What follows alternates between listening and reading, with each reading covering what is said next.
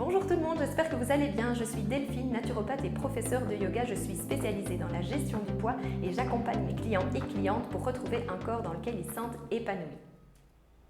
Alors aujourd'hui, on va parler chiffres, on va parler mensuration.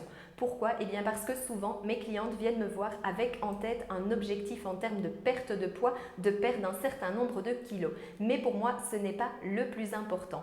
Aujourd'hui, je vais vous parler de 3 chiffres qui vont vous permettre de vous évaluer en termes d'indicateurs santé.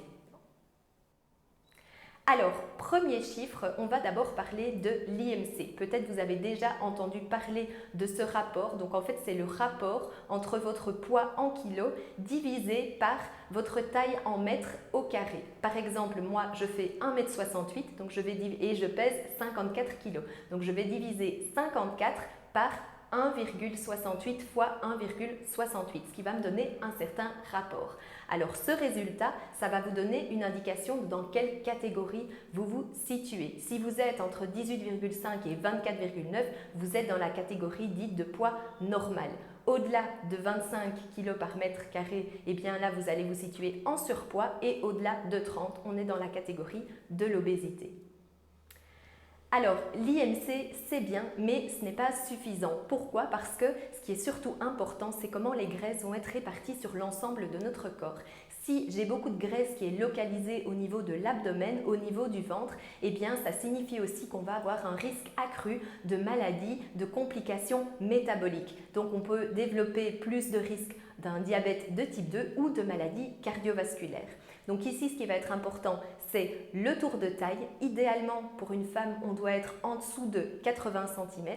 Entre 80 et 88, on va avoir un risque modéré de complications métaboliques et au-delà de 88, on va avoir un risque élevé. Et pour un homme, on va idéalement être en dessous de 94 cm. Entre 94 et 102 cm, on va avoir un risque modéré et au-delà de 102 cm, on va avoir un risque élevé. Donc on va tout simplement venir mesurer le tour de taille là où c'est le plus étroit, à peu près au niveau du nombril, et on va venir mesurer avec son mètre ruban. Donc par exemple, pour moi, c'est 72 cm. Alors, troisième indicateur santé, c'est le rapport taille-hanche. Donc idéalement pour une femme, on veut que ce rapport taille-hanche soit en dessous de 0,80 et pour un homme en dessous de 0,90.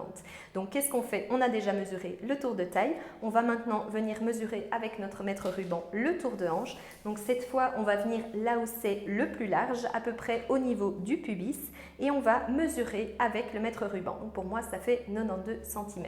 Et donc on divise simplement 72 divisé par 92, ce qui fait à peu près 0,78, donc en dessous du rapport idéal de 0,80. Et donc en conclusion, avoir un objectif en termes de poids de X kilos, c'est bien, mais savoir où on se situe dans ces 3 indicateurs santé, c'est encore mieux. Donc sortez votre mètre ruban, prenez vos mensurations, faites vos petits calculs et voyez où vous vous situez aujourd'hui. Et si vous avez des questions, si vous voulez savoir quelles actions prendre pour vous améliorer sur ces indicateurs santé, vous savez où trouver. Je vous souhaite une très belle journée et à très bientôt.